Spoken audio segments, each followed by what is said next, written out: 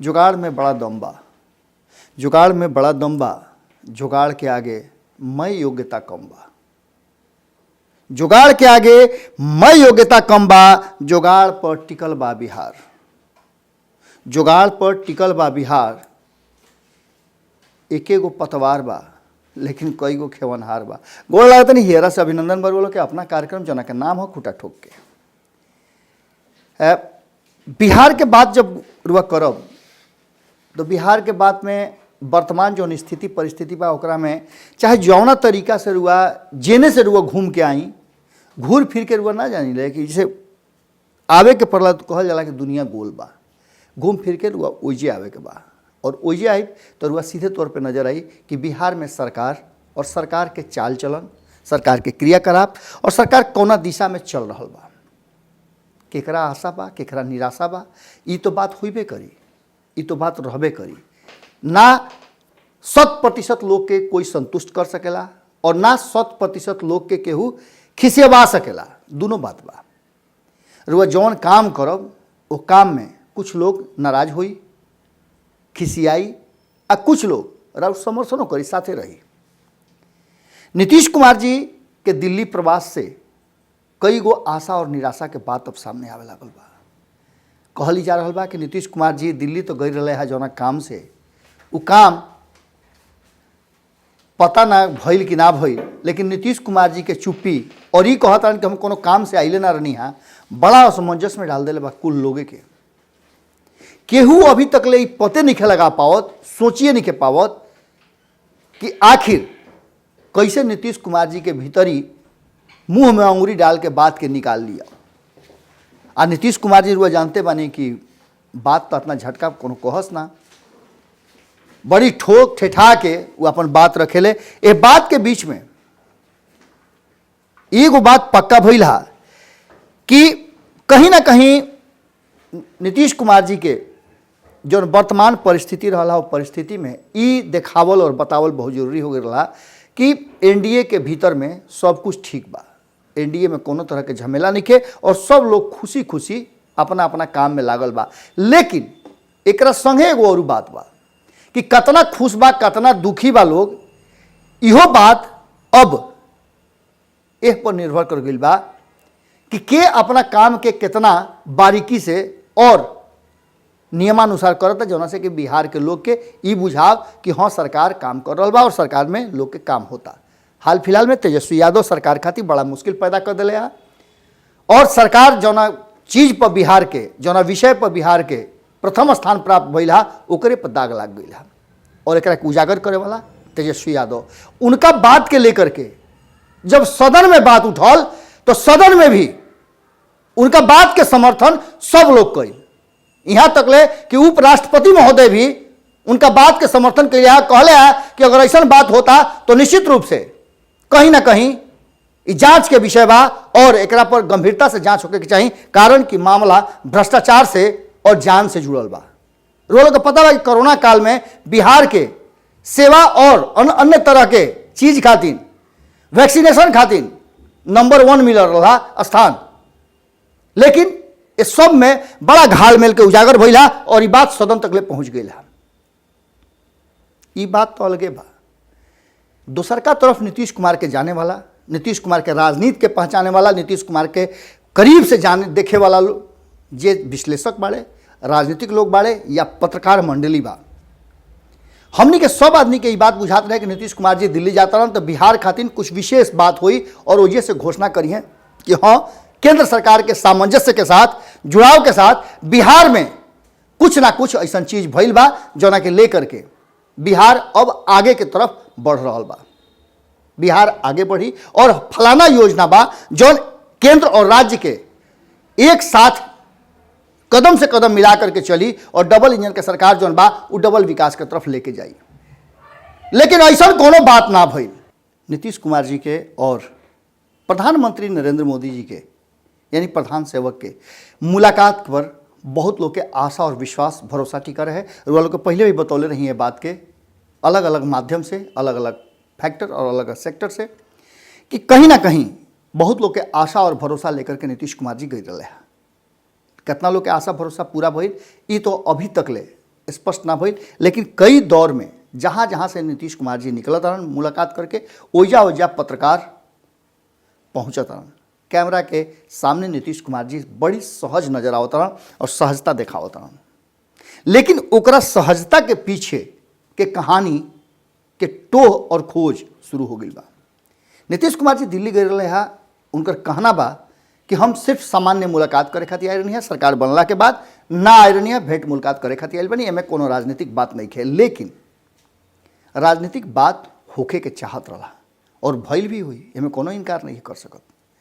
अगर राजनीतिक बात ना भइल तो ये बात कहाँ से आ गई कि चिराग पासवान के टीम जौन बा उ लगातार अब यह बात के लेकर के चिंतित बा कि नीतीश कुमार जी के मुलाकात और अमित शाह नरेंद्र मोदी के चुप्पी आखिर काहे बा।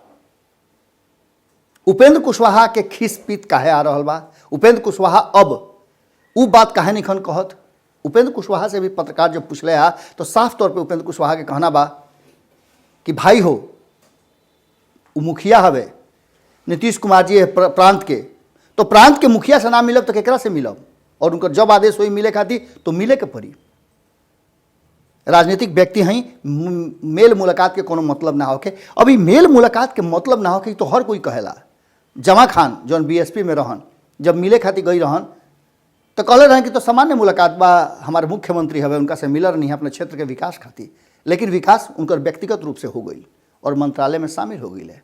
अब वो और कांग्रेस के नेता लोग से मिलता रहे, वो एगो विकास बा। अब वो मुलाकात के कहता कि सामान्य मुलाकात बा, यारी दोस्ती में मुलाकात भइल रहा है। मिले खातिर तो सुमित कुमार भी गए रहन, लेकिन सुमित कुमार स्पष्ट कर दिल रहन कि उनका समर्थन जौन बा वो केने बा। मिले खातिर AIMIM के 5 गो लोग भी गए रहे। इस सब खेला में एक एक खेला नजर आता कि नीतीश कुमार जी दिल्ली प्रवास के दौरान केकरा के आशा और केकरा के निराशा दी हैं। एक बात तो तय नजर आता कि भारतीय जनता पार्टी जो बार बार बात कहल जाता कि नीतीश कुमार जी चाहे जितना छपटा लेस, उनका के जब तक ले बंगाल के चुनाव नहीं हो जात तब तक ले ढील देवे के फेरा में नहीं के खूंटा मजबूत गढ़ले बा और खूंटा में पगहा बहुत मजबूत बा। ऐसे नीतीश कुमार जी के निकले के कोनो आशा नहीं है। अब एक और बात बा कि नीतीश कुमार जी बिहार के मंत्रिमंडल विस्तार के लेकर के कितना संतुष्ट बाड़े। यह बात से रुआ लगा सकिले कि संख्या में तो भले ऊपर नीचे कर ले, ओकरा खातिर अलग अलग दल के लोग के तूर के ले अले और तूर के ले अले तो उनका 2 गो सीट बेसी मिल गई। मिले के तो उनका कमे चाहत रहे, 11 और 7 के आंकड़ा रहे, लेकिन 8-9 के आंकड़ा हो गई।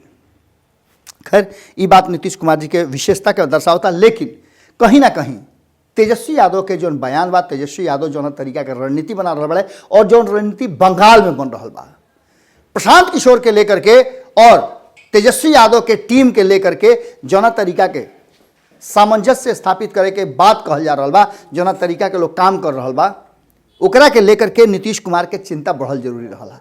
कारण कि बंगाल से वापस आके श्याम रजक बड़ी बात कहले। रुआ सुन लो भारत लाइव पे श्याम रजक बड़ा हकड़ के बोले रहन, और श्याम रजक कोनो और आदमी नहीं खन। श्याम रजक वो आदमी मान जौन बहुत लंबा समय तक लालू प्रसाद के बहुत करीबी रहे है और ओकरा बाद नीतीश कुमार के साथे लंबा समय तक उनका सरकार में भी रहे है और उनका साथे भी रहे है। उद्योग मंत्रालय उनका भी रहे और ये कहले रहन कि भैया उद्योग मंत्रालय तो हमारा के दे दिया, लेकिन ताला बहरी से बंद कर दिहल गई, तो ना हम निकल सकिले ना हम उद्योग लगा सकिले। ये चलते या रहल हमारा खातिर मुश्किल बा और हमार हाथ बांधल आदमी हम ना हई जौन से कि बिहार के जनता से हम छल ना कर सकिले, और वो नीतीश कुमार जी के साथ छोड़ दिल रहन। अब एक और बात बा कि नीतीश कुमार जी के सबसे ज़्यादा जौन विशेषता रहल हा वो ई रहल हा कि उनकर प्रशासनिक अधिकारी जौन बाड़े उनका पर उनका वर्चस्व और दबाव प्रभाव बहुत रहल हा।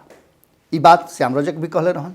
श्याम रजक एक बादो बहुत कुछ बात कहले बड़न। श्याम रजक के इंटरव्यू में रुआ जरूर देखब कि श्याम रजक कितना बात कहले बड़न। बंगाल के खाड़ी में पहले भेजत रहे भाजपा के लोग, अब आरजेडी भी बंगाल के खाड़ी के बात कर रहा बा और एक नया परिवर्तन भइल बा, नया दौर चल रहा बा। ये सब बात के बीच में एगो और महत्वपूर्ण बात जौन अब तक ले रुआ पब्लिक डोमेन में या फिर चर्चा में ना आयल हुई। और आज से जब हम बताओ तनी रुआ से यह बात के मजबूत खूटा गाड़ा तनी ओकरा बाद से ही चर्चा में आ जाई। चर्चा में यह आ जाई कि नीतीश कुमार जी दिल्ली गए रहा और यह बीच में भारतीय जनता पार्टी के और अमित शाह के पूरी तरह से मनसा बन गई बा कि बिहार में जो IAS अधिकारी लंबा समय से बाड़े वो सारा लोग के अधिकांश लोग के या तो दिल्ली तलब कर लिया या फिर बिहार से वो लोग के अलग हटावल जाओ। इस सबसे बड़ा फैसला बा और यही फैसला पर नीतीश कुमार जी कहीं ना कहीं पछाड़ खा रहा बा।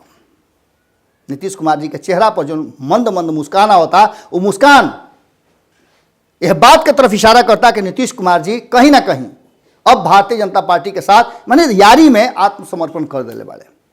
हालांकि आत्मसमर्पण कोनो खराब चीज ना हो। आत्मसमर्पण से राउर जान बाज जाला, राउर ओहदा बाज जाला। अगर रुआ युद्ध लड़ब तो रुआ मरा भी सकीले। अब देखे वाले बात हुई कि जो लगातार 15 साल से नीतीश कुमार जी खूंटा गाड़ के बिहार में रहे हा वो 2 गो लइकन के संगे लड़ाई में जीतले कि हरले।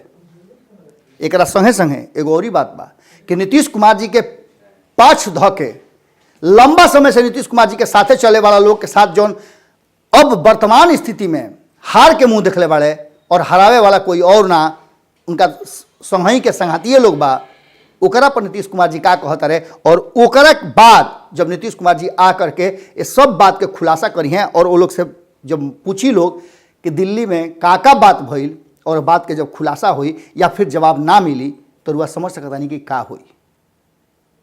मन हेट हुई। अब मन हेट होखला के बाद रुआ जानते बनी कि राजनीति में का होला। राजनीति में संभावना हमेशा खुला रहेला और यह बात के बार बार दावा करना महागठबंधन के तरफ से कि कई गो MLA हमनी के संपर्क में बाड़े, ये बात रुआ समझ सकता नहीं कि ओकर मतलब का हुई, ओकर अर्थ का हुई, आगे भविष्य का हुई। 2020 में जो हार रहा वो अभी तक ले हार पचा नहीं खे पावल और नीतीश कुमार जी के साथ मिलला के बाद और सहयोग मिलला के बाद सांत्वना मिलला के बाद दम ध के बैठल बाड़े। कसहूँ दांती लगा के लोग इंतजार करता कि 12 गो MLC के जो मनोनयन होखे वाला बा ओकरा में कहीं चांस मिल जाए। ओहू मामला पर अभी तक ले कोई खुलासा ना भइल। का नीतीश कुमार जी इस सब बात पर एक खाली फिर से आपन मजबूत खूंटा गाड़ सकले, गाड़े खातिर मंत्रणा हो गई बा। यह पर संभावना कम नजर आवता। कारण कि भारतीय जनता पार्टी जौना तरीका से अब तैयारी कर रहा बा आगे के ओमे नीतीश कुमार जी कहीं भी दूर दूर तक नजर नहीं खाना। रुआ लोग के पहले ही बता कि संजय जायसवाल के जौन बयान रहे बयान जरूर कोट करब रुआ लोग। कारण कि संजय जायसवाल साफ तौर पे कह दिले रहन कि जदयू के साथ हमनी के संबंध, हमनी के दोस्ती और यारी बिहार में बा, केंद्र में भी बा, लेकिन बिहार के ही परिप्रेक्ष्य में बा। अलग राज्य में जदयू के कोई पहचान नहीं है, इसे यारी के भी चांस कमे नजर आवता। आगे रास्ता बड़ी कठिन बा, बहुत कठिन है डगर अपन घट की। अब एक में देखे वाला हुई कि नीतीश कुमार जी जब पटना वापस आवता रहे तो केकरा के आशा और केकरा के निराशा देता रहन। इंतजार हमनी के बानी जा, टोह में लागल बानी जा, एक एक बात पर और हर मुलाकात के बाद रुआ के सामने हमने आ रहल बन जा कि बॉडी लैंग्वेज का कहता, शब्द का कहता और भावना का कहता, भाव का कहता। ये भाव भावना और शब्द के सामंजस्य स्थापित हुई ओकरे के कहा जाला कि सब कुछ ठीक बा। अब देखे वाला बात हुई कि मुंह कुछ से शब्द कुछ निकले, चेहरा के भाव कुछ हो गए और बॉडी लैंग्वेज कुछ कहे। जैसन कि पत्रकार के प्रश्न पर नीतीश कुमार जी के शब्द जो निकल रहे वो शब्द, बॉडी लैंग्वेज और 2 मिनट के बाद DGP के फ़ोन करना बहुत कुछ बतावता और बहुत कुछ कहता।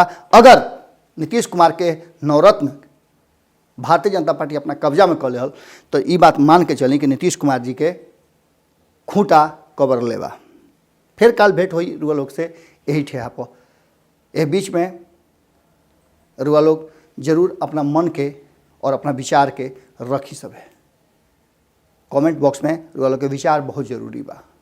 अगर ये वीडियो पसंद आई और वह बिहार के राजनीति और बिहारियत से सरोकार रखेनी तो सब्सक्राइब बटन दबा के चैनल के सब्सक्राइब कर ली। ओजे एगो घंटी बा, ओकरा बटन दबा देला से कुल सटीक और मारक खबर रुआ मुफ्त में मिल जाई। अगर रउआ पत्रकारिता के हमनी के नया प्रयोग में सहयोग कर चाहतानी तो ज्वाइन बटन दबा दी।